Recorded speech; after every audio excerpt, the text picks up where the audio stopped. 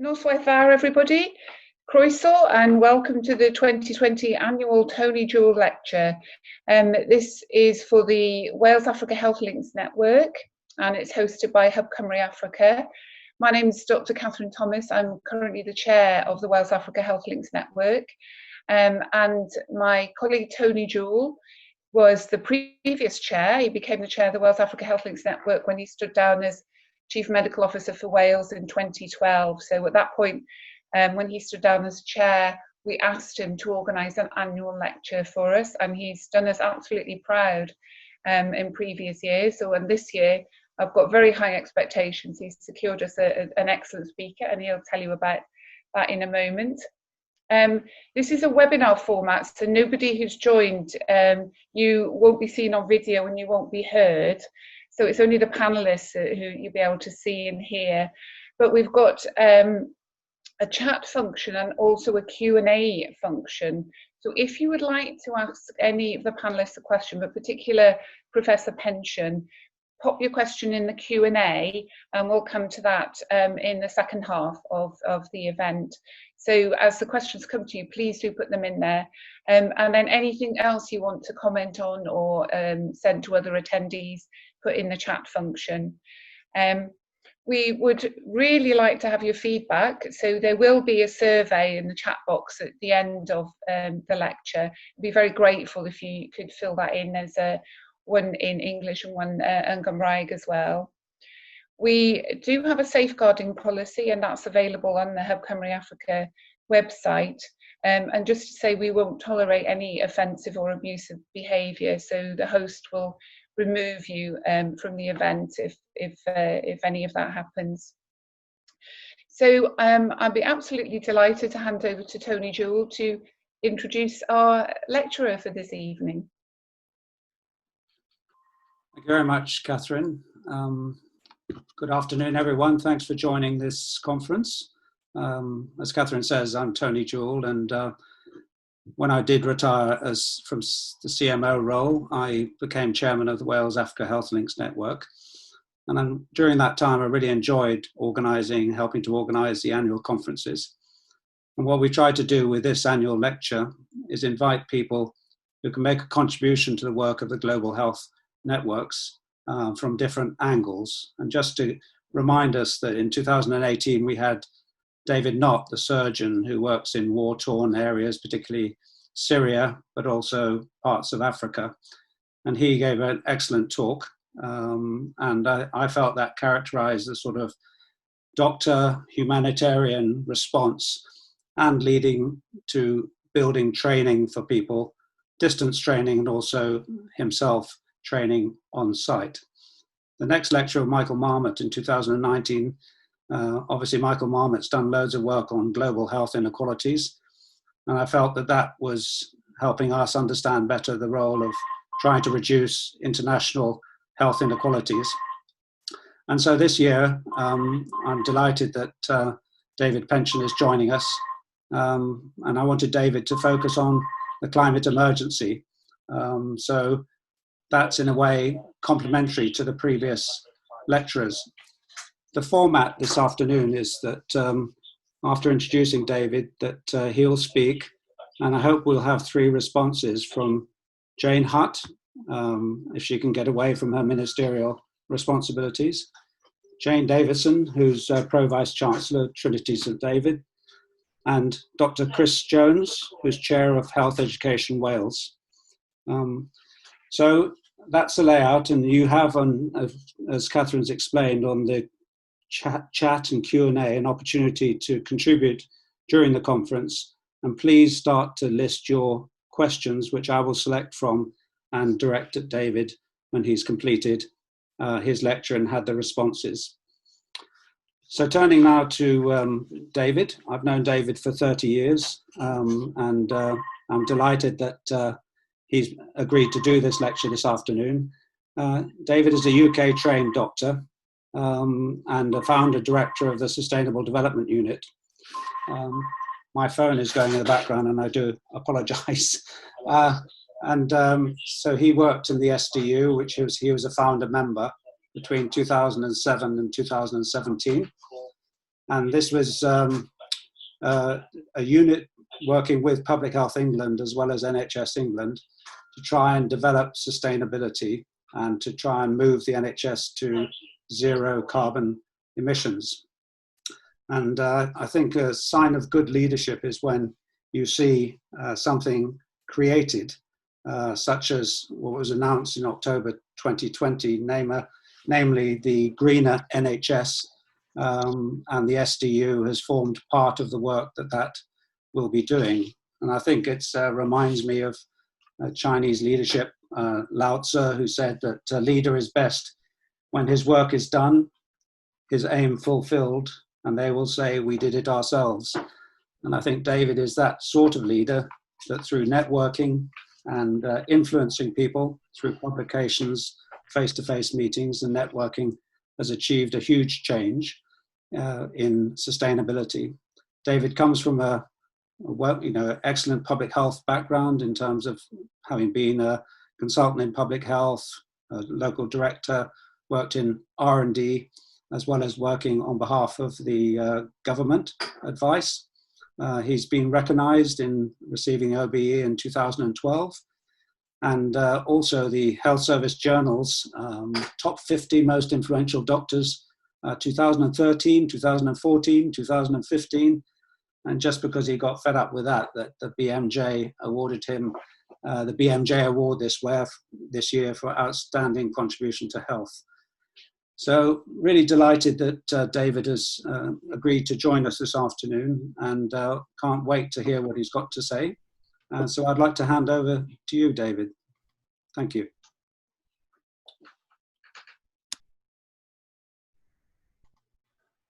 So thank you very much, Tony. It's a huge pleasure, and thank you, Kathrin, to join you this afternoon. And the format is really, I'm going to just talk a little bit about my experience, and it is quite a personal journey, but I think there are generic lessons for us, those of us who are health professionals, those of you in Wales, but also those of us around the world. And I really wanted to discuss three things, really. There are three questions we were going to ask ourselves this afternoon. Just trying to advance to the next slide. Here we go. So the three questions are something that the first two are rather paradoxical, really, which is there's a lot of talk about COVID at the moment, and why are so many of us working so hard building a world we don't really want to live in? And why are we so collectively reluctant to embrace the huge social, economic, and environmental challenges and opportunities facing us in terms of planetary health?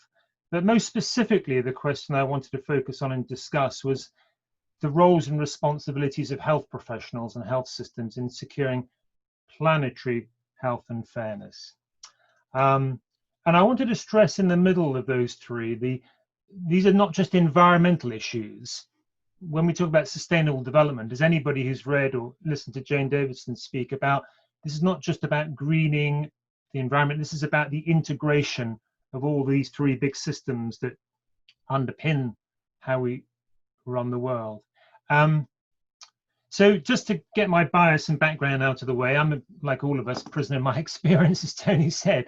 So the Sustainable Development Unit, which I worked in for 10 years up until recently, was really a small group of people and a set of processes within the health and care system in England for turning pockets of interest and concern about the environment and environmental causes of health and illness into communities of practice, into social movements, into examples of the future, some of which I hope to share with you in a second, into professional and social renorming, into better business models, into regulatory frameworks, and into the conditions for survival. Now, that all sounds fine and dandy, and it never seemed or felt like that at the time. But it's important to try and reflect on how we've got to where we've got today, both in a good way and a bad way. And I hope you'll forgive me for being quite positive in many ways, because we've got to remember that Martin Luther King did not say, I have a nightmare. So we have to be hopeful, but we have to be actively hopeful. So I hope to be able to do that in the next few minutes. So just briefly, I'll just focus on, in a sense, what a health and care system has an ecological impact. This is a graph just showing where the top left blue line about where we were up until about 2012 and where we've got to go to by 2050. Now, that don't worry about the size of the axis, that's 35 million tons of CO2 equivalent. That is not efficiency. That is a radical change. That is reinventing the health system. That's reinventing the world. And in fact, this is out of date now because, as I'll show you in a second, the health service in England has pledged to get to net zero before the government's target to get to net zero. Now, that 80% reduction, as was then, is not drawn out of the air. That's mandated by the science and it's mandated by the law. And one of the themes I would love to share with you this afternoon is really the importance of the law. And the reason it's a great honor to do it with a predominantly Welsh audience is because you must realize that in Wales you have a gem in terms of your legislation and the Wellbeing of Future Generations Act, which I hope Jane will say a little bit about after I've spoken. But it's incredibly important that the changes we will have to see are sealed and normed and literally hardwired into how we live through legislation. It's not the only lever, but it's an incredibly important one which we would ignore at our peril. So over that 10 years, we managed to, well, not me personally, but the health service managed to reduce its carbon footprint by 11%, at the same time as increasing activity by about 20%. And at the same time, saving about £2 billion of money. Now, those may sound impressive statistics. That's nowhere near the speed, the rate, the scale, the pace we need to be going if we're going to come out of this century with a planet worth living on. So it's in the right direction, but it's not the right scale and pace. What we did do, though, was we began to change the mantra of the health service in terms of changing it from this sort of approach, high quality care for all, understandable, there's a lot in that, quality, care, everyone, into that, now and for future generations. And that's a very important transition, not just symbolically, because one of the levers of large-scale change is for leadership, for leaders at every level, to permission change elsewhere. I mean, the NHS employs 1.3 million people directly. Now, that is a social movement in its own right. It's a well-respected profession. It's got geographical and social reach. Every person either knows someone or is related to someone or actually does work in the healthcare system. So it is a microcosm of 10% of the country in the UK. So it's very important. So if it behoves a health system, very importantly, not only to mirror the social changes we need, but to lead them. You know, if not us, then who? So that was very important. And ultimately, that resulted in an important contrast between what I would call, if you like, the urgent health issue of our time, which is COVID, obviously, with the important health issue of our time, which is clearly the ecological emergency that we're undergoing, which is a slow burn emergency, but not quite a slow burn as you might imagine for many people. And actually, Simon Stevens, the chief exec of the NHS in England, puts it more eloquently. Now, this sort of statement is very, very important because, again, this permissions people to act. This starts to mainstream it into the core guiding principle of the NHS in the same way as the well-being of future generations in Wales hardwires it into we hope, into the delivery mechanisms of the Welsh government. So very comparable and very, very important. So let's move now to a planetary level. And I say planetary rather than global. I mean, there are three words that people use in this context. One is international, one is global, and one is planetary. So I'm going to use planetary, in fact, and for reasons we can discuss later, if you like. But this is Fiji. Now, you may think this is a flood. This is not a flood. This is high tide. And this is a high tide in Fiji combined with a rainstorm. And this isn't coming, this water is not coming from the side, it's coming from below, actually. So this country is disappearing, like Vanuatu and other small island states in the world. So this is, and what's happened is no coincidence that the head of state of Fiji was the first head of state to congratulate Joe Biden a few weeks ago on his election to the US presidency.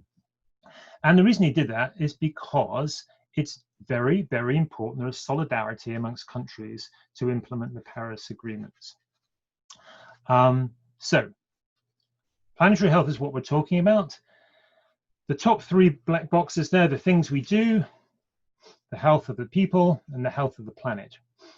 And how we manage ourselves in order to leave no one behind through multiple, and this is important, multiple levers, be they values, education, regulation, the economic system, through 5 big pathways. And I'll thank Tony Capon, my colleague in Monash in Melbourne, with whom I work, for lending me this slide that concisely puts the big 5 pathways by which this is being done. These aren't the only pathways. There are many other things we're doing, but we have to make this simple enough to have us all understand it, but not so simple that we oversimplify it and thus confuse ourselves. So how we feed, how we move, how we house, how we power, and how we care for the world.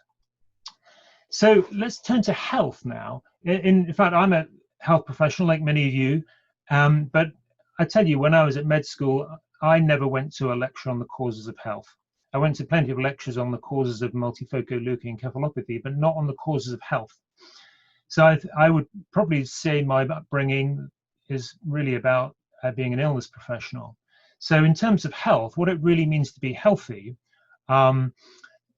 is to live a life one has reason to value. And of course, that's not my definition. That comes from Amartya Sen, and has been well re-articulated by people like Nigel Crisp in one of his recent books, Health is Made at Home, Hospitals Are for Repairs.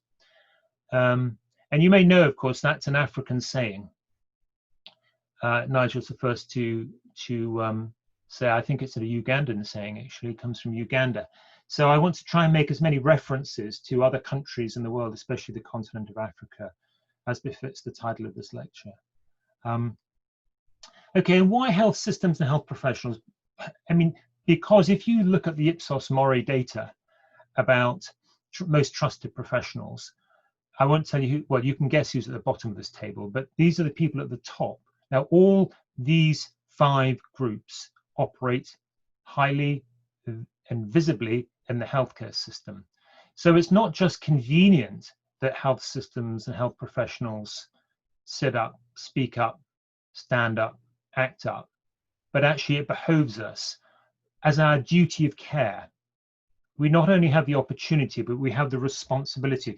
And actually Cristiana Figueres, who some of you will know is was the executive secretary of the UNFCCC at Paris, has recently said, alongside David Nabarro, in terms of the health professionals' role at the moment, in terms of their prominence, in terms of COVID, is that health professionals have the authority, the trust, and now health professionals have the microphone. So we have a duty. We have a duty of care to talk about ecological emergency, not as an environmental issue, but as a health issue. I mean, when I first started this journey, my narrative was clumsy. It's slightly less clumsy now in terms of, I used to say the environment is important. It's a health issue. We are health professionals. Climate change is an environmental issue. We should just get straight to the core. For the narrative we have, climate collapse is a health emergency. Health professionals know about emergencies. We should be able to do this. We can discuss afterwards why it is that we perhaps are not as good as we think we should be. Despite the fact that health professionals have got a reasonably proud heritage of taking action, civil action, on a wider plane through issues from slavery abolition to nuclear proliferation. You may be surprised to learn that we haven't actually been first and foremost in championing the, what many people would argue is the biggest 21st century threat to health, which is the lack of sustainable development, the collapse in biodiversity, and climate collapse.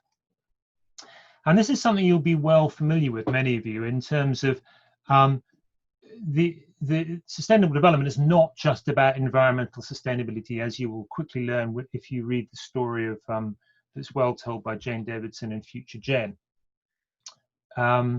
It's about the confluence of environmental sustainability, social sustainability, and of course financial and economic sustainability. That these three are important. Now, the reason I show the diagram like this is because there is a plethora of interventions and actions and principles we can get working on right now where all those three are met. This is not, please don't get into the trade-offs of we'll do the environmental bit when we can afford to. These are so intricately interdependent that it's very unhelpful to say I only exist in this sphere. So it's not easy for human beings to do this. We're not natural systems thinkers, but we have to understand the interdependence of all the drivers throughout this map. In fact, one of the things about this map is it's a poor map in that these are not equal. It's probably best drawn as though the natural and physical environment is everything we are and we're part of. We are part of it in terms of people. There's only one species, and we fabricated an economic system which was pretty good actually for pulling about half the world's population out of poverty, but very poor for sustaining it. And we all know that because of the predominance of indicators such as GDP or indicators such as economic growth as being a sign of success. Economic growth is increasingly part of the problem, not part of the solution. And I would urge you to avoid using the G word, except in very specific circumstances, quite often in Africa, where you actually do need growth. But we should be talking about equitable development. Hence the Grow-Hartland-Brundtland definition of sustainable development, which I urge you to look at. And we know why this is, because we as so-called semi-intelligent carbon life forms have taken the things on the top there and turned them to the things in the right. If a Martian was circulating the planet, they would be absolutely bemused by, I suspect they'd be bemused by two things. One is that we're smart enough to develop all the technology we've developed, but dumb enough not to see that it's actually starting to cause more harm than good. And the second thing I think Martians circulating the planet would be very perplexed by would be, although you can have a mobile phone that can phone almost any person and country in the world, and we live in a global village, we seem to be able to tolerate appalling, eye-watering levels of inequity, discrimination, oppression, poverty. So this is a really extraordinary thing. And of course, the two are linked. And I want to show you some examples of how we should see the ecological emergency alongside and intertwined with the developmental opportunities of the world. And the paradox of progress that was given to me in the title is probably best explained by this map, where we can plot the human development of, in this case, nation states against the ecological footprint each nation state emits. And I think if you concentrate carefully here, you'll see that along the bottom here, we've got countries that move from left to right as we become wealthier and more industrialized, but have managed to stay below this dotted line, which is where we want to stay below the horizontal blue dotted line, in order not to take more than our fair share of the biosphere's capacity to develop. But we do want to get above this vertical blue line, which is the threshold for human development. But in crossing it, we then cross over the blue line here, and we start becoming polluting, we start having creating far more than our per capita share of carbon and other greenhouse gas emissions that the planet can tolerate. And right down in the bottom right-hand corner, you can see there's a little square here where 1 or 2 countries can develop well without being climate criminals. And this would be somewhere like Cuba or Kerala. So it is a very difficult thing. And one of the things that many of you will find irritating is the narrative whereby people will say the world has never been healthier. We've never had so few people in poverty. And the 2 responses I would have for that is that there may be a lot of people, a lot more people above the breadline today than ever have been in history. But the expense in terms of the inequity, the inequalities still globally are unacceptable. And secondly, the development of all of us is at the expense of future generations. We are not borrowing from the future, we are stealing from the future, and worse still, we are stealing knowingly. So the Martians would say, when they discover, when this semi-intelligent carbon life form discovers that they are polluting the world toxically, terminally, they will need to get their skates on. And what will really, really worry them when they land and they open a copy of a newspaper will be that we know everything we're doing. We know down to the last decimal point exactly where we're going. We're very good at analysis of the problems, but we're not good at analysis and integration of the solutions. And that will possibly be the most shocking thing for them about this weird life form on this 3rd rock from the sun. So there are many entry points. There are many entry points into this debate. So if you're working in an environment where you're trying to engage large sectors of a country or an organization or a constituency, or indeed a sector like the health sector, there are many, many entry points. And the entry points, just to be clear, that I've used over the years has been, especially to chief execs of organizations, these are formal leaders, has been that you don't want to break the law, you do not want to break the bank, and you do not want to break the contract you have with the people you purport to serve. So I would argue those are the 3 most important entry points, and some will work for some and some will work for the other. Now that 3rd one, you do not want to break the contract with the people you purport to serve, I think is the strongest one, but it's the least codified one. The advantage of laws is we codify social change and we seal social change. The disadvantage of saying things like, this will save us money, is that of course the obverse can sometimes be used against you, and the interventions that are sustainable that do cost money, then opponents have the opportunity to say, well, if it doesn't save me money, I won't do it. So you've got to be really canny and careful. And this is why engagement and listening is such an important part of creating multiple narratives along the same core theme of planetary survival and planetary fairness. So it's very important to have a core message regardless of the multiplicity of the narratives you might use. If you don't have that core message, then people will get confused as to what you're saying and what you're asking of them. So that's very important. So I'm going to focus on the ethical issues about why we have more than an opportunity, we have a duty to act. And these are data, these are again quite old data. These aren't new data. You know, we're not faced with new data. There's no shortage of data. This is from 2009 from the Lancet report. And this is a graph, a picture you'll see represents the emissions per capita of different countries around the world. And it shouldn't come as any surprise that countries like North America, Europe, Russia, China are big emitters. China, big absolute emitters, not big per capita emitters. But if I show you the next slide and show you who suffers this, who picks up the consequences, these are the people who are suffering most. So let me just go back one, just in case you missed that. These are the people who produce greenhouse gases. And this is data on WHO climate-related mortality. And this has not got better over 10 years. In fact, what's paradoxical is since the Rio agenda, we've emitted cumulatively more greenhouse gases since the Rio summit than we did previously. So this is an extraordinary knowing journey we're on.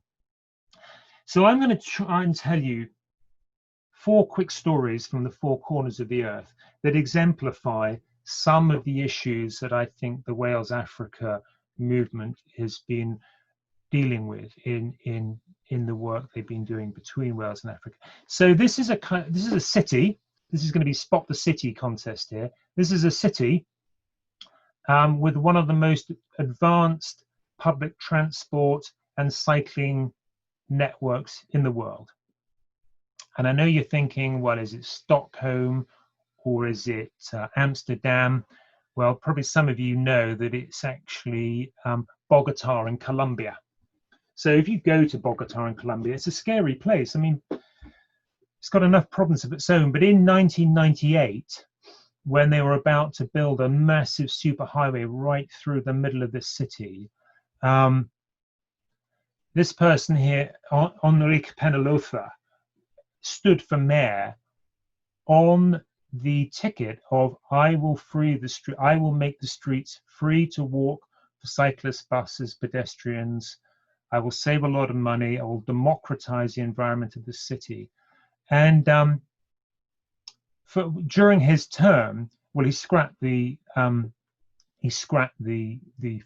flyovers, but it became a much more livable city because he was open, he was honest. He said, "This is the ticket I stand on, and this is why." And interestingly, his brother became mayor in another South American city. In fact, South America is a very interesting continent in terms of some of the things that have happened there. We don't really hear often about some of the really big advances made in South America. And this is not a country without its own problems. So one of my theses would be that we can learn a lot from countries that are under more stress than ourselves. We in this country, in Wales and England, elsewhere, are very comfortably isolated from some of the problems we are causing. So let's come to another city. This is Sialkot. This is Sialkot in northern Pakistan, which is a fair-sized city in northern Pakistan. Some of you may know that it's famous for making nearly all the leather footballs in the world. It's got a very interesting economy. It's got a few regulated factories, but the vast amount of manufacturing that goes on here happens in backstreet sweatshops that look a bit like this. And you may know about footballs, but you may not know that half the surgical instruments in the world start their lives in this city, in these sorts of conditions. So let me introduce you to Abu. So Abu is a young man, 7 years old, and he earns a pittance, and he's pretty highly likely to lose an eye or a finger before he's grown up because of the way he helps make surgical instruments in outsourced backstreet factories, home factories. Now, Wales prides itself on being one of the first fair trade countries in the world, which is greatly to be applauded.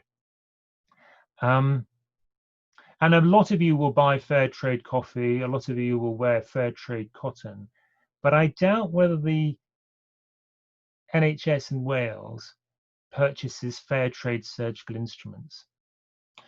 One of the things Wales has done actually is been a world leader in purchasing fair trade, ethically sourced nurses' uniforms to show that things can be done. But this is a really big issue. And the reason I'm explaining it to you is because this person here is an ENT surgeon in Brighton in southern England. And he saw this when he was back home and visiting his family in Pakistan. And he started, this is a different sort of leadership. He started a medical and ethical fair trade movement. And he did it in partnership with the British Medical Association and the Royal College of General Practitioners. So it shows you that these things can be done, and it's from small acorns that big trees grow. thirdly, this is China. I mean, Tony Jewell is an experienced Sinophile and has studied in China. And I spent a couple of years working in China, or living with my wife who worked in China. One of the interesting things here, this is a village doctor, a barefoot doctor. The business model of this health system here, sadly less common than it used to be, was that in the communist communes that were in southwest China, the way village doctors were paid was they were paid by families in the commune while those families were healthy. And when the families had a sick member in their family, they were allowed to stop paying the village health worker. So there's a great business incentive for the village health worker to keep people healthy. Now, that's very unusual to have a healthcare system where health is incentivized, but we're going to have to do this. Otherwise, we'll continue to monetize illness, which is a completely unsustainable business model. We shouldn't be having more healthcare in countries like England or Wales. We should be having smarter, better healthcare. So I want to finish with Africa. This is concentrated solar power in Africa. You'll see here in Northern Africa, it's perfectly feasible to power Europe with renewable electricity just from North Africa. It's been well worked out. And this is work done, EU-funded work done by the Desertec Foundation. And this second red square is how much you need to cover North Africa along the coast. Actually, I'll tell you why. With solar energy, and this solar energy goes north to Europe. And what comes south is money. What comes south is money. So you're addressing the two big issues in this part of the world here, which is moving money south and moving energy north. Morocco already has one of the biggest renewable energy desalination plants. So the energy Europe doesn't buy, we desalinate the water, the seawater, that's why it's around the coasts. We grow crops, we shade crops, we hold back the desert, we provide food, we provide jobs, we provide livelihoods. It meets these 9 sustainable development goals. You can shade livestock, you can desalinate water. This is further south in Africa, actually, this picture. So this is a win-win-win-win in all sorts of ways. What stops this happening at the scale and pace we need is geopolitics. Partly because it's too much of the black sticky stuff under some parts of North Africa. But actually, if you look at a map of the world, and this is well researched, there's good evidence on this, Africa is the breadbasket of the world, not just in terms of food, or not just in terms of the origin of Homo so-called sapiens, but is the breadbasket of the world in terms of energy. And we know that we can power the world with zero carbon electricity relatively easily for relatively small amounts of investment. We absolutely have to do this. And this is a very good news story. And we can do this we've done this in this country, funnily enough. This is in the North Midlands, where this hospital in the North Midlands has covered its hospital with solar panels on a public subscription, not a cost to the NHS. And it's done it in partnership with an energy company and a local fuel poverty company, where the hospital gets cheaper electricity, the local fuel poverty charity gets 300k per year, and the community gets a dividend from their investment. And that meets all these sustainable development goals. So these things can be scaled at different levels. And finally, this is just a great story about the Nottingham hospitals, where a local hero, this is not the chief exec, this is the deputy catering manager, who changed the food system of Nottinghamshire by purchasing locally, purchasing organically, making seasonal food available for staff and patients. It's a great story and meets those sustainable development goals too. So the sad thing is that we're not doing this everywhere. So just finally, there's a plethora of organizations working in this area. Those are some of them. And of course, COP26 is a big opportunity next year. Don't focus too much on climate. Focus on the great things on the right. This is really very important. Actually, the benefits from action are not just about holding back the climate. We can get all those things on the right. I just want to leave you with 5 real game changers.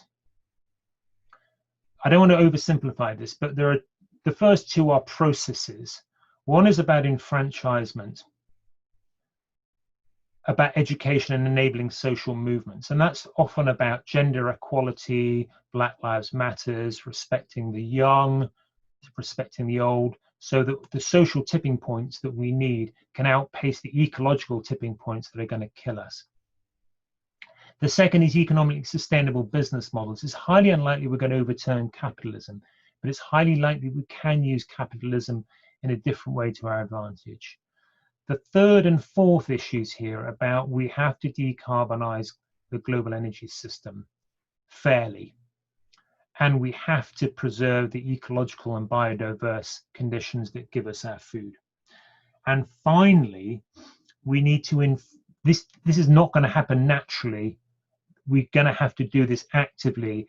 And one of the things of doing this is enforcing, sealing the social changes that are happening and stimulating them through the law. Why Wales? Why is Wales in a special position? Well, I would argue that it's small, smart, and nimble. It's where the high carbon industrial age started. So it could be the place where it could be the first to make a good transition. It was where the idea of the NHS was born. There's a very explicit and proud level of history, heritage, and solidarity there. And it's one of the few countries, until recently it was the only country that had codified mandated responsibility beyond its borders to the rest of the world and beyond this timescale to its future generation. So in summary, to just answer the question of the why do we have this paradox of progress in global health, I would argue we need to address inequality before average health. Most health systems in the world say, well, our job is to increase average health, and if we can, reduce inequality. If you do it the other way around, it will be a very testable thing to see whether average health would increase because you're addressing inequality. The second, and this is not easy, is to get across the idea that global inequality addressing is in everyone's interest. This is not a philanthropic thing to pull people up. It's in everybody's interest. The wealthiest people in the world, it's in their interest to have less inequality and less poverty. Remember that progress in global health to date has come largely from borrowing or stealing from the future. And health professionals, as I said about Christiana Figueres, have a special authority, have a special trust, and now have a unique opportunity.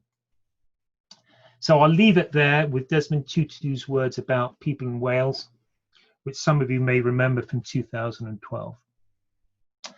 So I think I'll pass back to Tony now, but we would really, because the most interesting part of this session is going to be the respondees from Jane and Chris, but also from your questions, which will probably be the highlight of the session. So thank you very much. Thank you very much, David. So we're going to come back to David with some Q&As in a minute. So I would encourage people to write their questions up on the Q&A option on your menu, and we will come to you in a minute. I'm just delighted to introduce Jane Hutt, who's very kindly squeezed in some time for us this afternoon. And Jane is Deputy Minister for International Relations of the Welsh Government, Chief Whip, Cabinet Member. And as far as Wales Africa Health Links are concerned, she's a long-term supporter and a leader in the Veil for Africa Health Link in Uganda. So welcome, Minister. And thank you. To respond, I know you have to dash off, but just to respond to David's talk. Thank you very much. Thank you, Joachim Val. Thank you very much, Tony, and to David. Unfortunately, yes, a cabinet meeting has been arranged for 5 o'clock, so I've had to come in quickly now. I'm very pleased, though, that I've been able to come in and be inspired by you, David, and by your lecture, because we certainly need that kind of inspiration and renewal of positive direction and hope that you've given with your lecture, which is just so relevant to us, so relevant to my responsibilities. You may not know, but I started off 21 years ago as the first health minister in a devolved nation of Wales. That was quite tough. But of course, Jane will do will be following me. I know the other Jane, we worked together as ministers for many years, but I'm now responsible in the First Minister's Office for equalities, for international relations and international development, for also the Wellbeing of Future Generations legislation, and how we actually deliver that, actually hardwire it, as you say, into everything that we do in Wales. But I just want to say a couple of words really about the fact from our perspective now, the importance of engagement on the world stage has never been clearer, I don't believe, within Welsh Government policy. And I do love the kick of the mule from Desmond Tutu. That's what we've got to be, because we have got the Wellbeing of Future Generations legislation. It does give us that framework. In terms of a framework for sustainable development and our contributions to the UN Sustainable Development Goals, and they've been reflected already in your lecture. But I think also it's about how we can use that framework to support our international engagement. I just want to focus on that for a couple of minutes, because this is about how we can actually deliver on our national wellbeing goals enshrined in the Act. And of course, that's for a healthier Wales, a prosperous Wales, a resilient Wales, but a more equal Wales. And equality is so crucial in terms of the equitable development that we want to enshrine in the way forward, being a globally responsible Wales as one of the 7 goals. And I think, that's where your lecture is so helpful for us today, because, we want to play our part in the global community, raising our international profile, establishing Wales as a globally responsible nation. But that's actually about also what we're doing here in Wales. So you won't be aware, but colleagues will be aware that recently we've published 4 national action plans, and that's our international strategy. They're all shaped in the context of the global pandemic, but I think they are important. I think you particularly focused on Wales and Africa responding, and we're responding more, and you will recognise us in action plan. And Jane, well, I know that we're sort of looking at this now, responding to recent issues highlighted by Black Lives Matter, and how we can promote that ethos of fairness, equality and diversity. And it's how we work with our partners in sub-Saharan Africa and Wales in terms of delivering of the goals. And that's about climate change and sustainability, planting of 25 million trees by 2025. If you have a baby or a grandchild, as I had a couple of years ago, you actually get a tree that's planted in Wales and a tree planted in Africa, and you get a certificate. Every baby that's born in Wales gets a certificate. Parents say, "Oh, what's this?" And then we frame them, don't we, when we see them. But also it's about promoting Wales as a fair nation through support for fair trade, as you said, and women's empowerment. We have to learn about that fair trade relationship as well, as indicated about us actually purchasing that fair trade, the nurses' uniform, etc. But also, I think just in ensuring that we use our diaspora across the world. That's another part of our action plan. We've got so many who are actually promoting Wales across the world.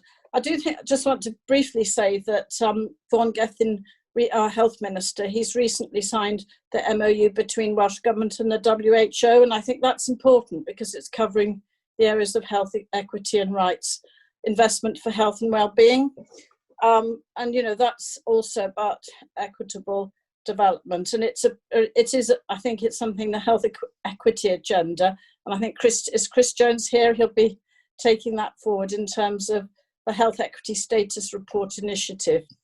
And we are one of the first nations to pilot and produce our own Health Equity Status Report, and that's being developed through the WHO.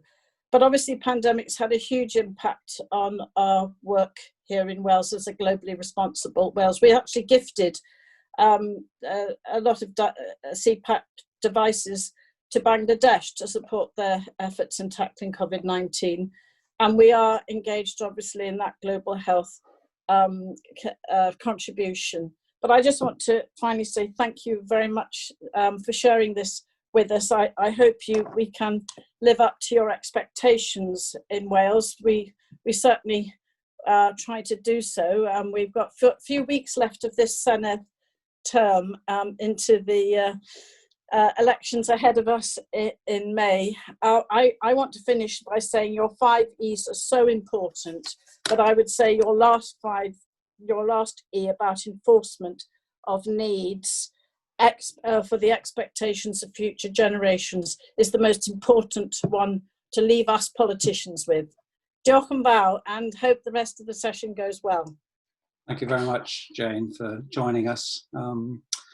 So David, rather than inviting you to feedback now, I think I'll ask the other 2 panelists to make a sort of 5-minute contribution in response to what you said, just to get it ball rolling, and partly because I know Jane Davidson's got to get away before the conference finishes.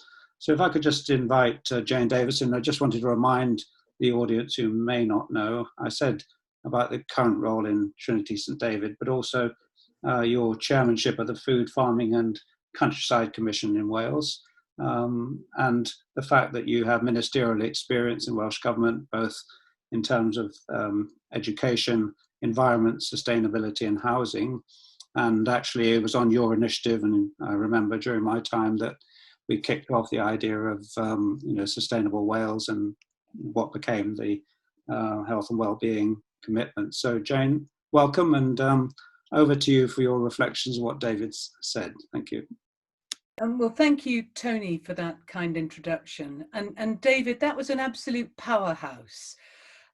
What's quite interesting, since I published the book Futuregen, which, as you kindly mentioned, is the story of why Wales moved to legislate to protect future generations. And that's very new legislation. It only came out in 2015 and wasn't enacted until a year later in the normal way. And people are just getting their heads around it in the sense of having prepared the first wellbeing plans. But we are already seeing some dramatic changes with that. We're seeing a major campaign to bring traffic speeds down to 20 miles an hour in all the communities in Wales. We've seen, of course, what's happened on organ donation in the context of presumed consent. We've seen the ability for younger people to vote in assembly elections. We've seen the government turn down a proposed M4 and in fact ask for that money to be turned into maximising walking and cycling and public transport in Wales. So as a values framework, your important point about a law that actually can drive changes in behaviour and a values framework in a law that is ethical means that it's very much in tune with also that very important law at the UK level, which is the climate change legislation of 2008. And the reason the two of them are so important together is that if you have a law, it makes you braver, because it means everybody who is subject to the law, if they really want to deliver against those aspirations, they can use the law to justify their actions. And Tony and other people on this call will know that the length and breadth of Wales, there are professionals in local government, in health services, in the economy, in the private sector, in the arts, and right across the piece, and in the environment, using the law to push for greater and speedier actions. And it's really interesting that your talk comes on the day after the UK Climate Change Committee produced its report. And that report lays out the 6th carbon budget, which runs from in the early 2030s. But what the report says absolutely unequivocally is the only way that we tackle these issues is for this decade to be the decade of action. This decade. Not the next decade, but this decade. And if it's not this decade, we run the risk of runaway climate change. And as you were saying, David, in your contribution, we've known almost forever. We've known since the 1800s about the effect of carbon dioxide. We've known since the 1970s and the work of Professor Donella Meadows, a systems thinker who I use in my book to underpin the thought processes, about the fact that we were already in the 1970s overusing our natural resources. We've known that despite Rio, that governments have not responded to those issues in the way that they needed to. So we are very bad ancestors. We have, as you described, we have stolen the future. We have given future generations nuclear waste because we don't know what to do with it. And they're just about to do more of that. We've given them financial problems because we're not prepared to put them on the present. So it does need a completely radical approach. And I think one of the things that COVID has given us is this real opportunity to react quickly in an entirely different direction.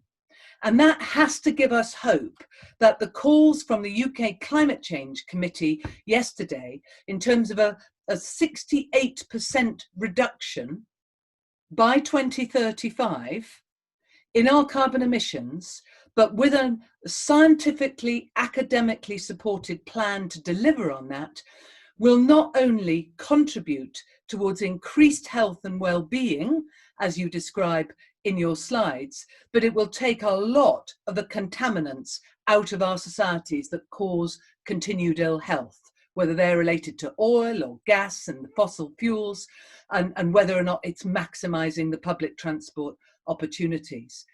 Now, I think that what we need to do together is make a call to countries that in some way or other, they should use their science and their values to create legislation for future generations. It probably won't be like the Welsh legislation. Wales is still the only country in the world to have legislation to deliver on the SDGs. But all 193 countries in the UN have signed up to the SDGs, including the UK. And if there's a strong encouragement for a law to help people be braver, it is in the interests of us all, born and unborn. Thank you. Thank you very much, Jane. And that actually, because you have to go, and also there are quite a lot of in what you said that I can't retain, and I'm sure other colleagues can't. Maybe I can invite David to just make a response to what Jane's just said at this stage before I invite Chris Jones to come in. Would you mind?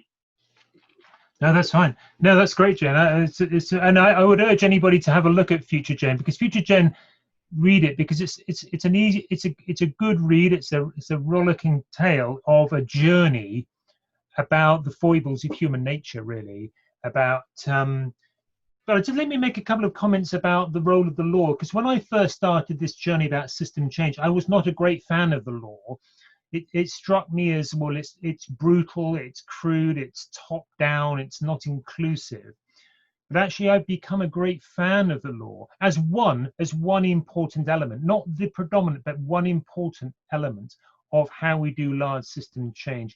And it's in a sense a cyclical nature between the law creating change, but also permissioning change, accelerating change.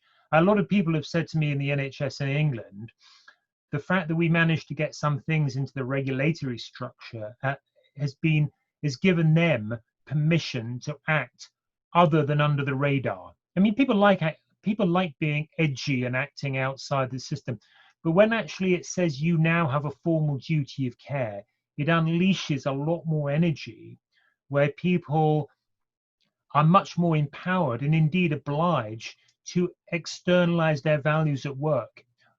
One of the interesting things is that most people who work in the health service have very high values, a very good value system personally, but we very easily let that value system be smothered at work. It's a sort of learned helplessness.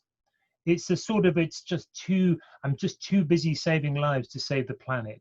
It's that sort of, we over compartmentalize our roles and our efforts. So, and secondly, the number of highly influential regulation makers in the NHS who've said to me when I've suggested actions, they've said, why should I do this? I say, well, it's the law. It's the Climate Change Act. It's the Social Value Public Services Act. It's the law. And they say, oh, all right, I'll do it. So it's so laws are tremendously empowering. I mean, like sausages, you should never see them being made, but they are very, very effective when they're well crafted and they've got inclusive and collaborative input into them, and because it makes making the case for change much, much easier. Okay, thank you very much, David. And yeah, do stay on, Jane, if you can, till 5:30 or whatever, because we may come back to you. Thank you for your response. And I'd like to now draw in CDV Jones. Many of you will know CDV, been a GP in TAF failed practice for 32 years and a chairman in TAF, and before that the Rhondda and TAF Local Health Board from 2004 to 2017, so very experienced NHS chair, awarded a CBE in 2007, has had multiple roles in NHS Wales and is currently chairman of Health Education and Improvement Wales. So Chris, welcome. Thank you for joining this, and I was interested to hear your reflections on David's presentation. Over to you. Thank you. First off, this isn't what I thought it was going to be. So well done. I thought this was going to be quite challenging and a bit esoteric. But actually you've done two things. You brought practicality and hope. And I think that's one of the key messages, and you started it off. Now, I feel a bit like the dust cart after the Lord Mayor's show, right? So because I don't see things in an intellectual way, I see things in a very practical way. And of all the things you described, I think Abu's story really hit me. We've prided ourselves in being able to do things to people, good things, but actually they stemmed from something really bad happening to that young man. And he was part of creating a really bad outcome on the planet. It's really difficult for me to stomach that sort of inequality. The other thing you did, right, you mentioned Wales. Now, you've got me if you mention Wales, right? Because cut me in the middle and it says Wales. I was born in rural mid-Wales. I've practiced in the industrial heartlands. What were the industrial heartlands? The very place where we took carbon out of the ground, where we mineralized the world. We even brought copper, for God's sake, from South America just to smelt it in Copperopolis. You know, we were part of this story. And then a few months ago, February, Pontypridd and its environs suffered an inundation, the like of which it had never seen. And I witnessed the same distress, the same anguish, the same feeling of hopelessness as I witnessed during the miners' strike. It affected the same people, but in a very different way. Now, the inequalities that you describe, we've had a guy called, well, Julian Tudor Hart, who described an inverse care law. And tonight, I heard describe the inverse carbon law. Those who stuff the gases into the atmosphere are least likely to suffer their consequences. It's other places that take the hit, other people that take the hit. Jane was interesting in that she mentioned the COVID Rubicon. There's huge potential, and I believe very much in seizing the day. So my spin on this is quite simple. My school motto was Lumen Nobis Sit Scientia. Let knowledge be a light unto us. And I think in Wales, we have a huge opportunity to make sure that every child, every family, not only has an understanding of what is happening, what contribution we are playing, but also what they can do. And I would plead that one of the main things that we should be doing is education, education, and education, communication, communication, and communication. not in erudite terms, but very simple, very straight, understandable, doable deeds. Now, if we start with our children and if we start with our young people, they will come into the leadership, no doubt, across all professions. And the other thing that struck me was in Wales, we have the opportunity, not as medics just to lead, but to enable others to lead and to encourage others to lead. And I think most medics are really good communicators. So I think the persuasive issues are really important.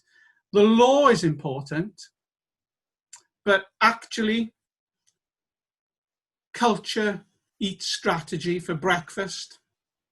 So I think we've got to breed this, fast breed this into the bone.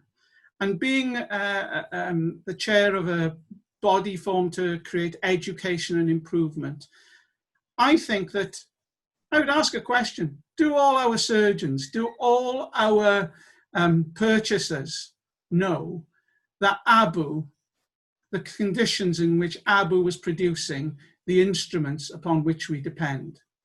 So from the bottom of my heart, I'd like to thank you. I thank you for shedding light, but I thank you for shedding light in a way that illuminates rather than makes great big shadows. And I think that's a key message. When people get onto the new bandwagon, which is the digital network, the inequality there, we must make sure that we deal with digital literacy and we deal with equality and equity of access to knowledge and understanding and communication. I think that is a massive challenge. And I just like to say, don't stop what you're doing, amplify it. And I think you need to be talking the parables that you've produced more than the theories that perhaps clever people can produce, but teach the parables. Thank you. Thank you very much, CDV, for that contribution. So culture eats strategy for breakfast, eh? So very good. David, would you like to respond to Chris Jones's comments, and then we'll open it up to the wider audience? Yeah, thank you. Thank you, Chris. I'm sorry I wasn't more challenging and esoteric. I pride myself on being esoteric. But your phrase, an inverse carbon law, is a phrase worthy of Wales. So I think you should patent that. And I'm certainly going to steal it and claim that I invented it as well. But on a serious note, I think the issue about policy changing through a single life story is important, like Abu. And of course, anybody who's in politics will know that a single death, a named death, can change policy where an ocean of misery and inequality do nothing. So it's very important to have the personalized reality. And I guess some of you may know that, I don't know about Wales, but in England, you cannot put air pollution as a contributing factor on a death certificate. Now, air pollution kills about between 40 and 70,000 people prematurely in this country, which of course is a meaningless figure because nobody can internalize and understand that figure. If you live in London, it will knock about 8 months off your life. A few years ago, a young 13-year-old girl called Deborah Kissin died just north of the South Circular Road from asthma, almost undoubtedly exacerbated by air pollution levels which outstripped WHO legal limits by a long way. And I find it absolutely extraordinary that what we can tolerate as human beings, not just inequality in terms of mortality, but inequality in terms of living conditions that people have. And I guess we do it because it happened yesterday and it will happen today and it may well happen tomorrow. You know, there are 3 deaths a year from poor quality water in the UK and over 80,000 deaths from poor quality air. So what is it about? What is special about it? It's a really extraordinary thing. The point I'm really trying to make is that there are a number of entry points into how we can activate and inspire and motivate groups of people to do this. And it doesn't have to be using the word climate change. In fact, one of my, if you like, little missions is to get people activated about climate change without ever getting them to talk about climate change primarily, but getting them to talk about much easier to understand entry points like air quality or housing or food or travel or car parking. Car parking is a fantastic way of getting people activated. Car parking in hospitals is one of the most politically volatile things you can do. It'll start a fantastic debate, but it can get you into some really big issues in practical ways. So thanks very much for your comments, Chris, and I'll definitely steal that phrase about the inverse carbon law. Thank you very much, David. So turning now to some of the questions that have come through the Q&A line. Interested in the first one, actually posted as anonymous attendee. I notice the attendee is a foundation doctor, which is actually very, very interesting given that CDV is chair of the Health Education Improvement Board. But so this is, thank you, David. I really admire the work of the SDU. How do you think we can get to zero emissions in Wales by 2030?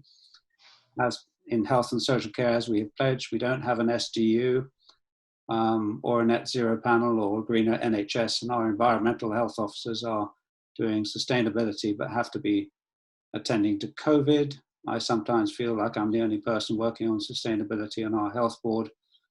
I'm a foundation doctor.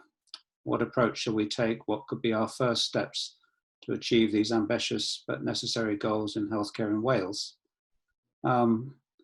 So, David, just your initial thoughts about how an SDU type of change organisation might work in Wales, and then perhaps looking to Jane and CDV for their reflections on how that learning can be applied in Wales. So, David? Yeah, very briefly. I mean, a lot of us feel alone. A lot of us feel like the only person in the organisation who feels strongly about this, and that is never the case. It's never the case. And one of the skills that I would encourage people to have is to have gentle but clear water cooler conversations, using as much humility, but indignant humility, as you possibly can. And you will find that people come out of the woodwork and say, actually, I think very similarly to you. Because what's very important is the power of numbers. You know, one person is a crank, two people is a pressure group, and three people is public opinion. So you have to find your allies, and more importantly, you have to find the allies of your allies, because numbers matter. And you'll get this by being open about your anxieties, your concerns, about your willingness to engage and listen. So when Chris was talking about, you know, I wonder how many surgeons know about ABU, it's very easy and very tempting to go and berate the people who buy the stuff that you use in your operating theatre, what have you. And what's often a much more constructive thing is to use the 4 golden words of engagement, which is, how can I help? And actually, if you're a procurement officer, don't forget the NHS has a procurement budget of about over £22 billion. If you cannot exercise change with the procurement budget of £22 million, you ought to have more than a slap on your wrist. So, and it's not a glamorous job being a procurement officer. So as a clinician, you have huge credibility in your community, in your hospital. So, you know, if you're a surgeon and is worried about this, just find the procurement officer in the hospital and say, I am concerned, I don't understand the whole picture, but I'm very keen to help. What can I do to help you? So that will get you a very, very long way. And you'll discover through those actions and through your indignant humility at the water cooler or the coffee station, that you will recruit allies and like-minded, not identically minded, but like-minded people who will help you broaden your narrative and work with people like Chris, because I'm sure Chris is highly motivated to do something of a structural nature to address it in better ways possibly than we've done in England. Thank you, David. So CDV, do you want to come back on that at all? Okay. Well, the road to hell is often paved with good intention, right? So those words of caution about putting it in someone's face is really important. I think the importance early on in your career of building networks that start off as being of understanding and then networks of influencing. And it's very much an important thing to act out what you think yourself in the way you behave. You are a personal parable about the acts of the possible. You will always find the issues that seem ill. They just don't listen. They haven't got the time. They're so far up there, they can't see the bottom of the floor. You are able to navigate conversations as described that bring people together, even people who are different-minded. Use every opportunity to use your persuasive personality and the richness of your own experience to welcome people in and get their views. And it does take time. This isn't a flick of a switch. This is a cultural change which you can be part of, but also you can be part of a change that you can impact yourself. And that's what someone like me, who's been around for a long time, we used to having to be, take our time and opportunity. And there is a time and an opportunity where messages are easier to take and easier to react to than others. So that's not being over defensive, that's just a description of what life is like. Okay, thank you, CDV. And Jane, any thoughts? Yes, I would echo a lot of what Chris has just said. And I would say that, you know, in my political life, as somebody passionate about sustainability, I was pretty lonely. So in many ways, it was quite extraordinary that we have an act. But I left politics having proposed the act, and it was the next generation of politicians who created the act. So you might feel lonely at the time, but you could have enormous impact. Because you are living your principles, because people believe that you are that personal parable, and because you create networks of influence. And I think there are some real opportunities linked to the law, because what the law has done, the Wellbeing of Future Generations Act, it has set up a collaboration between different public sector organisations. They're still in their early days. They're called public services boards, and health boards sit on them, as does Natural Resources Wales, as does local authorities, you know, as does the range of public services in Wales. Even people like the police, who are not in the responsibility of the Welsh Government, want to be at that table. And I think that there are some really interesting discussions happening there. And also there is an absolute commitment by Welsh Government enshrined in Wales's Climate Change Act of public sector being carbon neutral by 2030. So in a sense, you've got legal mechanisms that support what you want to achieve. Now you need to develop the convening mechanisms.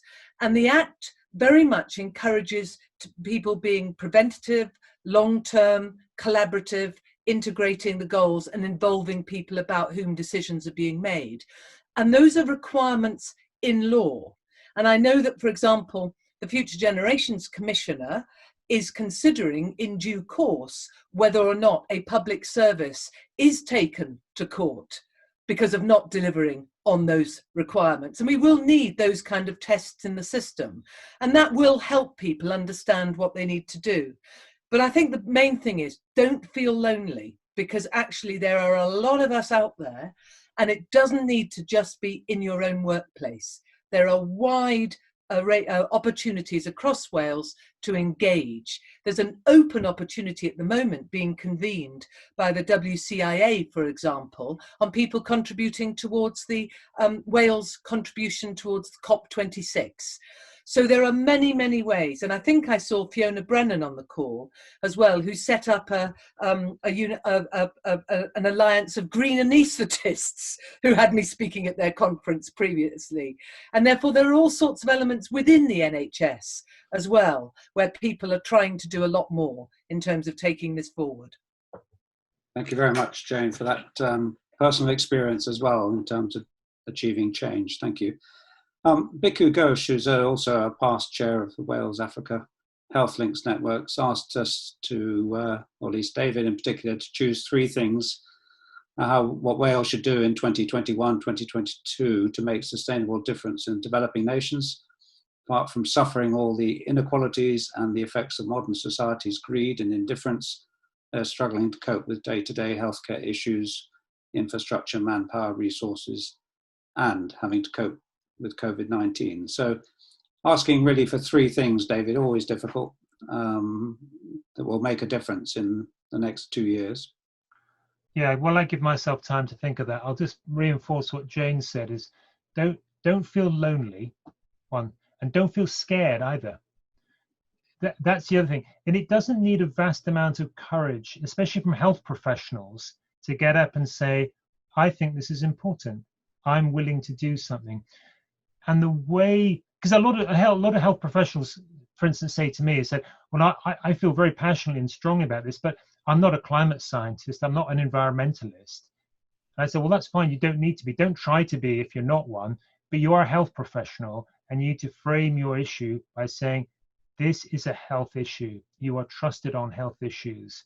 So don't make the mistake of saying climate change is an environmental issue, an environmental issue is a health issue. That's way too complicated for people to get to grips with. Just say, look, this is a health issue. So that's incredibly important in order to mobilize people, and also get people to say, not that I know what to do, but that I am concerned, I'm prepared to do things, and I'm prepared to do things collectively, collaboratively. That's really important. Actually, we know what to do. The human, the Martian would look down and say, these human beings know what to do. They know exactly what to do. We have the science of what to do. What these human beings can't do, they can't do it together. That's what we can't do. We've still got that thing we had in the trees when we lived in the trees. We can't do this in that sense. So three things. So one things I would do in order to legitimize the journey much more, like the law does, is to have some structural, if you're talking about within the healthcare system, within the health and care system, should we say, is to have some structural, I wouldn't say unit, but you need to legitimize it so that sustainability is a dimension of quality of care. So if you look in a health system, health and care system, it always has, these are the dimensions of quality. It's, affordability, access, compassion, but very rarely is sustainability there. And as health professionals, we love emergencies, but we only love emergencies of the blue light fashion. We don't love the slow burn emergencies, which require planning, which means that we are going to be frogs in a slowly boiling pot of water. So you need people who can take the long view. The second thing is we need to find a way out of this idea that health professionals have already bought their place in heaven through the work they already do, and therefore don't need to take on another big worthy issue like the ecological emergency. We have to remember how to conflate those things. So the three things I do would be, have some unit where a coordinating unit of expertise, of very best practice, the best legal minds, have that. Try and give people, health professionals, simple things they can do that can grow, not that can make them say, well, I've done my bit now. Bind it into the quality of care.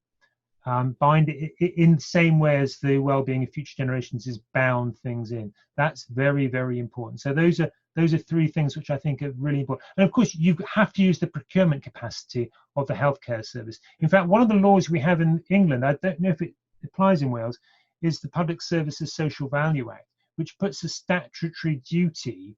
And it's one of these laws, actually, that legislators sweat their guts out putting on the statute, but nobody uses it, which is sad.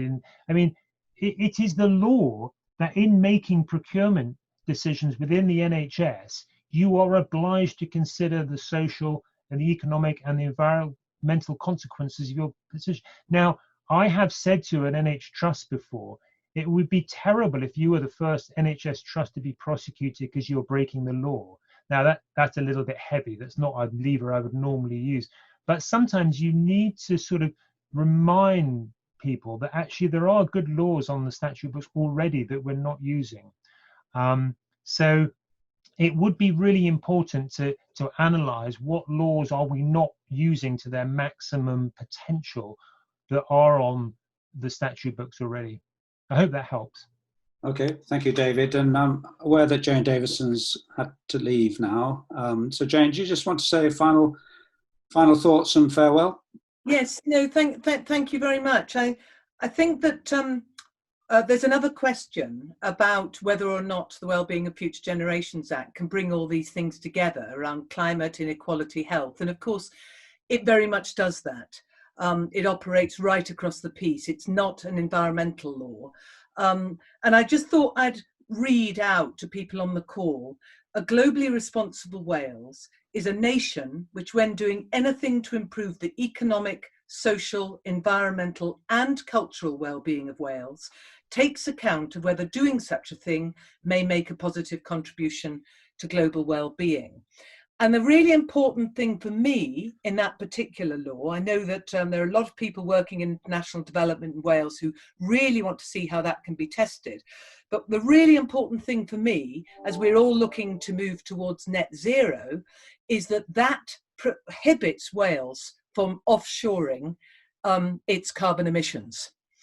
And that's really important in the context of what is likely to happen following previous actions of government when they've known what they've got to do and they're wanting to go to net zero rather than zero. So I think that there's an element of protection, because in the law it also defines prosperity as innovative and low carbon and within environmental limits. So the fact that those elements are within the law means that actually the kind of worst excesses of high carbon behaviour are effectively outlawed by that in Wales. So I think that's the first one. And now, as Jane Hutt was saying, and I've heard Eluned Morgan say as well, the international development strategy in Wales is now predicated on the Wellbeing of Future Generations Act. So that changes the debate. Secondly, yes, David, the Social Care and Value Act has just been introduced in the context of procurement in Wales. And it's been, in terms of how it's underpinned, once again, it's been working with the Wellbeing of Future Generations Commissioner to do that, which means now there are massive opportunities, particularly in the context of the public-private interface for that. And thirdly, I just wanted to say a huge thank you for being on this call. I was in Mbali back in 2008, when the project was still relatively young, the Wales Mbali link, the Pontypridd Mbali link as it was at the time. And I saw for myself these principles in action in the context of bringing health professionals from Africa to Wales and from Wales to Africa on a real exchange where we very much learnt from each other, because different ways of working in different environments and different skills. And I think those kinds of real interactions are hugely positive for Wales. And of course, that's part of what Desmond Tutu was celebrating when he came to meet us all in 2012.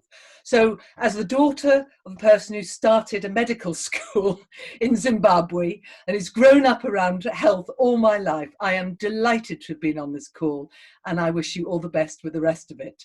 Thank you very much. Thank you very much, Jane. Thank you, and safe journey. And good luck with your Future Gen launch. Thank you. So I wanted now to bring in a couple of questions that I'm going to link together. I mean, Carl Klaus, who a founding member of Dawn Cymru, back in 1987, I think, working with Lesotho, living still in North Wales with an interest in nuclear power. So David, what Carl is asking is, why are we continuing to develop nuclear power and its consequential waste with no clear answer to its disposal? A legacy surely incompatible with a legacy in health of future generations. So that's from Carl, and I want to link it with one from Tawera Luhanga, who says, as Britain plans to switch to electric cars by 2030, what is the plan for disposing of existing, especially diesel cars? Is Wales and Africa Health Links in a position to track that and possibly prevent these cars ending up in the developing world? Are the existing regulations on exporting waste enough to cover waste vehicles? So there's two things about waste and the direction of travel in terms of carbon fuels and nuclear fuels. So David, easy one for you to tackle there. Yeah, well, I'll do my best. I mean, I'm not an energy expert, but I'll share with you what I do know and what I think is sometimes a useful perspective. I think I'm right in saying that if you look at nuclear fuel in terms of generation, it is lower carbon than certainly coal, and probably with gas as well. So, which explains why France has got a very low, relatively low per capita carbon footprint, because most electricity in France is generated from nuclear energy. The problem is that it's a so-called transition technology. It's a bit like low tar cigarettes. There's a lot of comparisons made between the tobacco industry and the fossil fuel industry, and for lots of very good reasons. But so nuclear energy can be seen. There can be quite a cogent argument because we urgently need to keep the lights on, but we cannot urgently build a renewable energy infrastructure. Now, that used to be true. I think it's less true now. I think and again, I'm willing to be corrected on this, but I think the economic case, and certainly the environmental case, is we need to go straight from fossil fuel to renewable. And the argument for having nuclear as an interim solution is, I think, fallen through the plug now.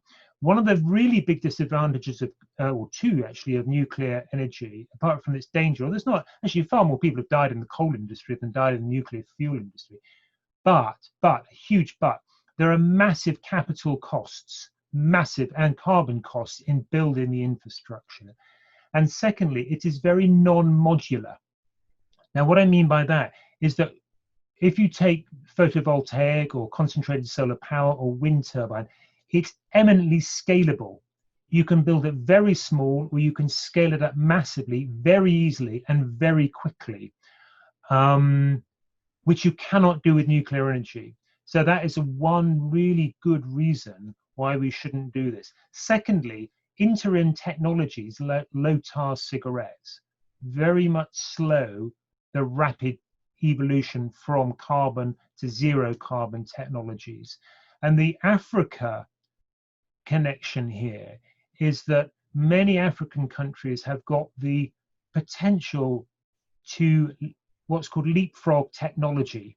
So for instance, go straight from no phones to mobile phones, or go straight from no energy in villages to photovoltaic energies, missing out what's called the carbon phase. So there is an opportunity sometimes to go straight to what we need to be safe, secure, and sustainable, without going through the transition stage of nuclear fuels. And no doubt many arguments will be made about jobs and what have you, but I think you've got to keep the long view if you look at the markets, for how much it costs to generate energy now, renewably, it's on parity. So just purely on economic grounds, ask a hard-bitten economist what they would invest in. Anybody who's got their money in banks at the moment is crazy. I mean, the thing earning most returns on the markets at the moment is renewable energy. It's not just an environmental issue. So the other question, Tony, I think was about electric cars and diesel cars. Yes, that's right. About exporting. Yeah. So the interesting thing about electric cars is that, I mean, there's quite a cogent argument for not getting electric cars. The transition argument being there, you should go from cars to no cars. Your electric car is the equivalent of a low tar cigarette. And low tar cigarettes are sort of jumping off the 20th floor of a building, not jumping off the 40th floor of a building. It's not good. But there are some actually rosier signs with electric cars now. First of all, automation. Secondly, the cost of batteries, which has been a big worry because lithium-ion batteries comes, there's not that much lithium, and there are toxicity issues there. The excess cost of electric cars because of their battery is falling rapidly. Now, in Norway, the reason that no one buys a petrol car in Norway, it's very difficult to actually buy a petrol. They're all electric. Is because the government has helped the transition. And that transition has meant that the cost of batteries and the innovation in batteries has fallen such that in 10 years in this country, electric cars will be cheaper than petrol or diesel cars, regardless of legislation. The issue is, should we be going to cars and should we not be going to other forms of much more localized transportation? And then the issue of flying comes in. Flying is another debate entirely, which there's some very interesting data on flying, which we may not have time to get into. But you know, we should be very positive about cars in the sense that the technology is falling, the price is falling quickly, and the technology is increasing well. The trouble is, we don't want to. Cars have other issues in terms of pollution from things like brakes, from social isolation, from congestion. There are a lot of pre-COVID. There are a lot of health benefits from shared public transportation in terms of social capital. So it's a complex argument, but don't be too negative about electric cars, because we're not quite sure what's around the corner in 10 years. Thank you, David. So I'm going to just combine another couple of questions together and actually ask CDV to come in here first and then David second. So the first is about the COVID lessons from the pandemic. It says one of the features of the pandemic has been growing realisation and confidence by the Welsh public that Wales can and will take a different approach to other nations in the UK. So how can we work with the Welsh public to help Wales become a leader in tackling these issues? And I wanted to link that to MD, who says there is a lot of overlap between some of the big public health issues, climate change, international development, health inequalities, but not necessarily joined up together. Could the Wales Future Generations Act be used as a mechanism for joining all this together? So really about COVID leading us into, you know, Wales taking a different path, and whether the Future Generations Act is a good vehicle for doing that. So CDV, do you want to go in first for that? I'll have a go, but one of the things I've noticed amongst colleagues in the health professions is that more of them have stepped up into a leadership space. There have been more decisions made very locally. And I think that there are networks already being built around what's happened in COVID.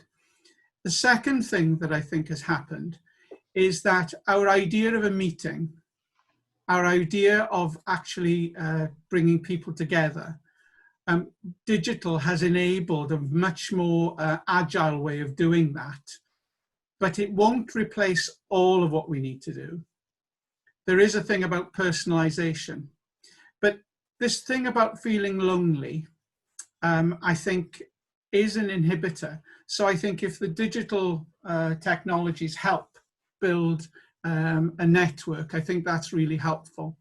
There is a counter to that, and that is it's very easy to become isolated if you're just doing wall-to-wall Zoom. The virtual space is not personable enough to keep your own soul. That's my personal experience.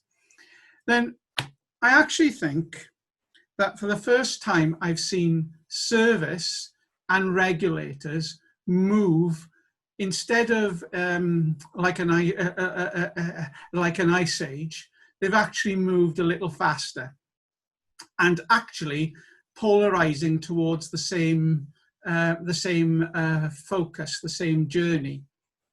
So I think the difficulty is that once COVID and its heat goes down a bit, regression will happen to that pace and commitment. There was an interesting question about how do you join things up. Now, to Jeff Lloyd's chagrin, I never actually went to Bali, right?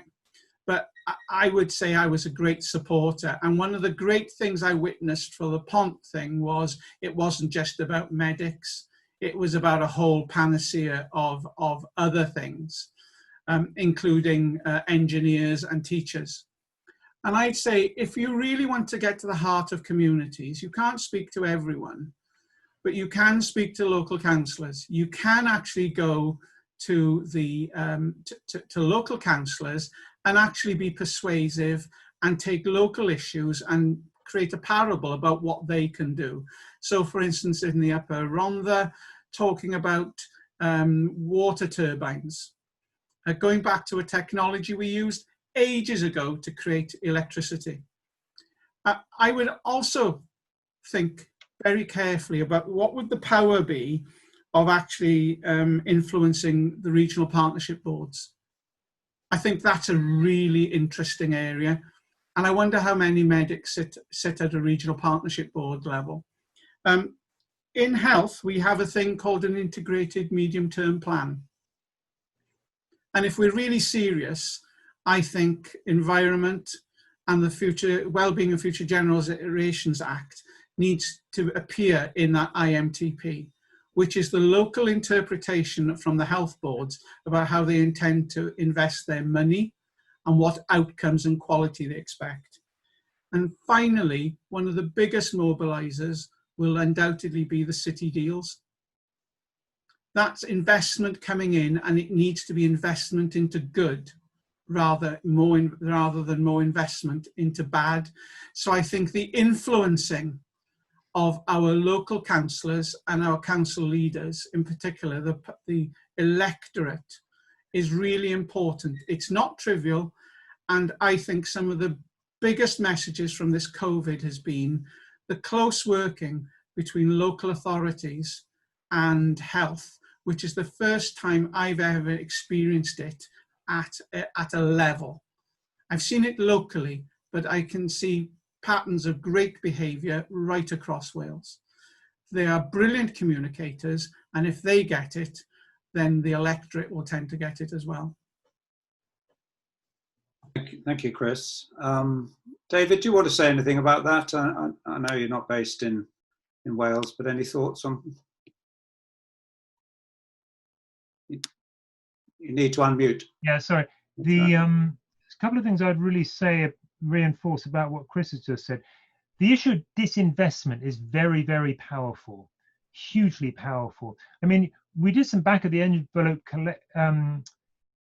see, the NHS is the biggest buyer of energy in the country. It's the biggest buyer of food as well. So this idea of collaborative procurement, it sounds tedious, but it's incredibly powerful. And actually, the dimension that Chris just added is that it's not just collaborative procurement within the health service, it's collaborative procurement within the public sector. So the importance of within a city like Cardiff of getting the NHS, the universities, and the local government to collaboratively procure. You have enormous, and also to forward procure. So this is to forward procure over 7, 8, 10 years. That way you can really drive markets in a big way. And actually, whatever we say about the economic system or capitalism, one thing you can say is that in a free society, the commercial players respond very quickly. They will respond very quickly if we are smart enough to write the good contracts. Now that's not easy. Writing a good contract to get what you want is very, very difficult. And it's very unglamorous as well. People prefer to march with placards and sit in a dark room and write a contract, but it's incredibly important. And this is what's called anchor organizations. They're anchor organizations because they're not going to move anywhere. We know we're going to have a hospital in Cardiff or Swansea or Llandudno. We know that. Therefore, we know we can have these long-term contracts. So if you just do it for energy and food and drugs and nurses' uniforms and surgical instruments, you have a big, big impact. And more importantly, you set a profound example. The second issue I would support Chris on is the issue of cities. We know that globally, from parish up to planetary level, there's a disproportionate concentration of power in the nation state. But actually, and we know that at Paris, nations were reasonable, but cities were fantastic. City mayors are fantastically powerful. And Wales is of a size as much of a city-state as it is of anything else like a country. So it can act with that nimbleness that city-states can act with. So it's about sometimes power going up from countries to national levels to global levels, but also down to the devolution down, which is very, very important. So the other thing about disinvestment, which I think Chris is absolutely right, is that it's very much easier to start new things than to stop old things. It's very difficult to stop things. It's very easy to start new things because they're glamorous and new and attractive and novel. But actually, if we've been doing something for 60 years and we say we're not going to do it anymore, we've realized this is inappropriate. That's quite a challenge. But people can do it. I mean, the voice and choice that even health professionals have in moving their money around, moving their purchasing positions around, moving their bank accounts around is very important. So as a citizen, not only should you use your money wisely, but you should use it explicitly. So you should say to the bank, I'm leaving this bank and I'm going to bank with another bank because. You should say to the supermarket or the shop, I'm leaving the supermarket and taking my patronage to another one because.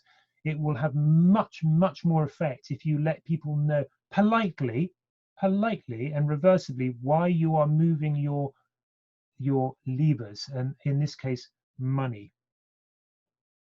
Thank you, David. Yes, I remember the Barclays in South Africa connection, people removing their accounts from Barclays Bank at that stage. So I think we're probably coming up to the final combo of questions, and that this would actually be for both David and Chris, and I'm going to combine them. So the first is from Christine, and it says, all sounds good, but government must translate this into action at a local level. Councils in Cardiff and Vale of Glamorgan allowing many developments of housing, roads without evidence of need. And further down, I think it mentions cutting down trees and so on. And then from Amarantha, I would like to ask about radical change. Ask this in regards to the entrenched health board systems. And how can we achieve this when executive boards rarely contain clinical professionals who work with patients, let alone have links and channels with junior clinicians who are actively doing this work outside, on top of learning their profession? How can we delineate and flatten the archaic structure of health boards? Well, that would be one for Chris, but maybe David, if you could think a bit about the local. I mean, you just started that discourse about, acting locally, thinking globally, and devolution. But do you want to just take that a bit further? Yeah. So one of the definitions of leadership is to abandon yourself to the wild ideas of others. But that assumes that they are trustworthy.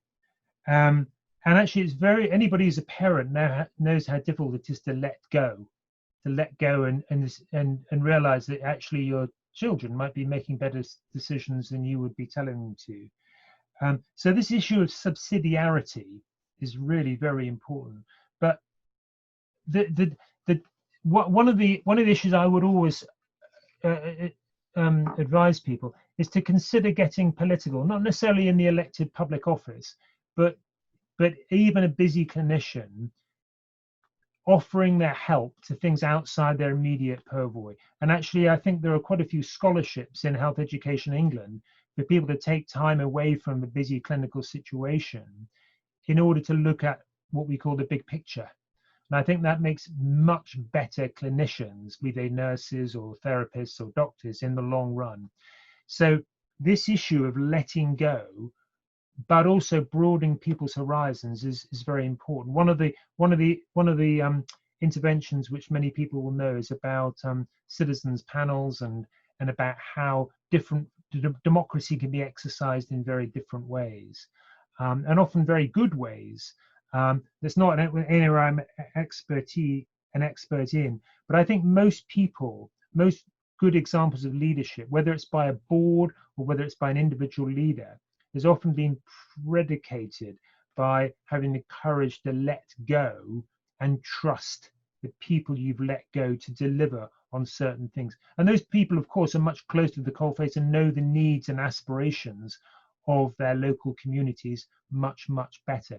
And this is a whole rich area of community development, which interestingly is practiced much better in places like Africa than it's practiced in places like Wales. I mean, a lot of people are surprised that we don't actively, community development in this sense is rather a novel and fringe activity, whereas it powers, so much of life in rural Africa. So that's all really I have to offer about that. But I will say a few final words before we close, Tony. Yes, I'll just bring you in a minute. We'll get CDV to do that, and then come back to you, and I'll close off. But Chris? With power comes responsibility. And when you're in that position of being on a health board, the responsibility often really weighs heavily. And the responsibilities are highlighted by the next big thing or the recent big thing. So I have great sympathy with the leadership at health board level. I became a health board chair because I was fed up with decisions being made which I wasn't able to influence from the consulting room. And you'll have noticed that Health Education Improvement Wales has put up a programme for aspiring leaders. And I think the skill of leadership is really something that we need to develop. Some people they say are born leaders. Well, let me tell you, even if you're born one, it doesn't mean to say you'll be a good one. This is something that we need to help people develop into. And I think medics, nurses, pharmacists, therapists, many, many more of them are capable, given the right support, to actually work at a very high level in terms of leadership. But I also have turned that upside down. One of the most powerful things I ever did was call out a tuberculosis outbreak in Pontypridd as a GP from a desk, because I noticed I'd never ever seen tuberculous peritonitis before. And when I saw it in a 17-year-old babysitter, I realized something very serious was going on. And it took a lot of courage on behalf of my partners and myself to actually stand up and say, whatever's going on, there's something bigger going on here, and it needs. So don't underestimate the power of doing it from within your professional base, from within your own environment and across your own contacts. Leadership is where you are at the time. You need to be recognized sometimes, but often you're not recognized as leading. What you are doing is influencing those people who can and are seen as being leaders at the time. And half the time it's the influencing, and half the time it's the wielding of the power itself. Don't be sucked into this thing about the higher up the tree you go, the more powerful you are. What you are is shackled by responsibility. Thank you, Chris. We're coming near the end of the session, so I'll just invite David to say a final word, and then I'll close things down. David? Yeah, no, I just wanted to finish with two things, and thank you for inviting me, really. That's and just two things I've sort of learned from listening to the questions and people chatting, which I think are quite important. One is that if there are any historians left in 50 years, if anybody's left in 50 years, I think they will call the 2020 to 2030 the decisive decade. I think we've just entered the decisive decade. There's no, I mean, it's not about this. We've got 10 years to plan. We haven't got 10 years to plan. We've got 10 years to implement and do and reduce the harm we're doing to each other. The second thing, which is possibly more subtle, is the existence of what is becoming called the new divisiveness, which is historically the divisiveness we've had is between those people who believe there's an issue that needs addressing at scale and pace and those people who don't. That's been the traditional divisiveness. I think actually that's becoming history now. I think everybody understands something must be done.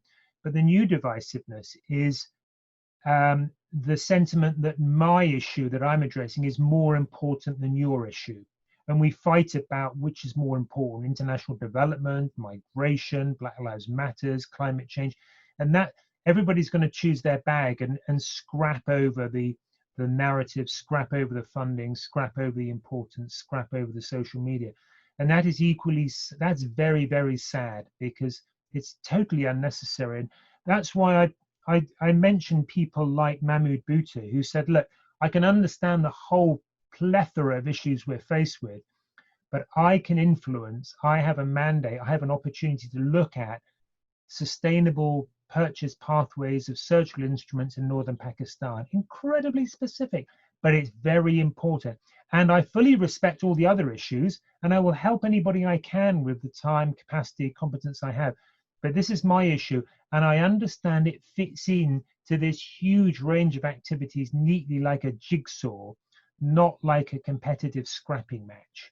That is the new divisiveness we have at all costs got to avoid, which is about listening and empathy and sensitivity to the scale and pace of other people's influence and actions elsewhere. David.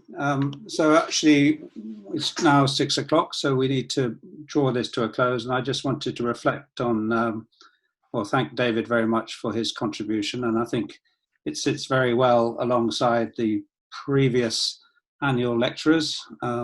You've provided us with a real insight in what we can do about planetary health, and a couple of things that occurred to me this evening was application of Julian Tudor Hart's inverse care law as applied to global climate change, climate emergency inequalities. And but David's point is that everyone benefits if we reduce inequality and have greater fairness in the world and equity. And that's a really important message tonight. One of David's blogs about 10 years ago was borrowing from our children or stealing from them. So that's been an underlying theme tonight as well, not only about waste, but also, well, the graph that David showed about us consuming too much and essentially borrowing the future. And the Wales Wellbeing for Future Generations Act has, I think, come up repeatedly tonight as a potential vehicle for using to engage people, the population, politicians, the people, and to provide a framework for action on addressing, planetary health from Wales and globally. So thank you very much, David, for your talk. I have it recorded. I think we'll be posting it on the Housekeeping Africa website and maybe the Wales for Africa ones. And I just wanted to thank some individuals. Kathrin, obviously, as chair of the Wales Africa Health Links Network. Peter Gilby for helping to manage the very smooth application tonight, apart from my phone going inconveniently. Beth Kidd, Claire O'Shea, who in the hub and have been extremely helpful, and Gordon Lewis, a member of the board at Wales Africa Health Links Network, who kicked me into action as I'd gone into a COVID slump and thinking that we weren't going to have a lecture this year. And in his very polite manner, phoned me up and said, get on your bike. So I thought we ought to do this before the end of the year. So I'm glad we did. I've learned lots, and I hope that everyone who's joined in has learned. And thank you to Chris Jones for staying as a panelist. And we will express our thanks to Jane Davidson and Jane Hutt, who made important contributions to this debate. And I think the panelists brought from their experience, Chris Jones from the Citadel onwards, and Jane Davidson from her experience as a minister, trying to achieve change and seeing something develop in the same way that David's seen, greening the NHS in England come to fruition, partly through the work that he and his colleagues did over many years. So thank you everyone for joining tonight. And I think we'll bring it to a close, and I'll press the go button for Peter to leave the meeting. So thank you very much, and keep working with us through the Health Links Network and Hub Cymru Africa into the future. Good night. Thank you.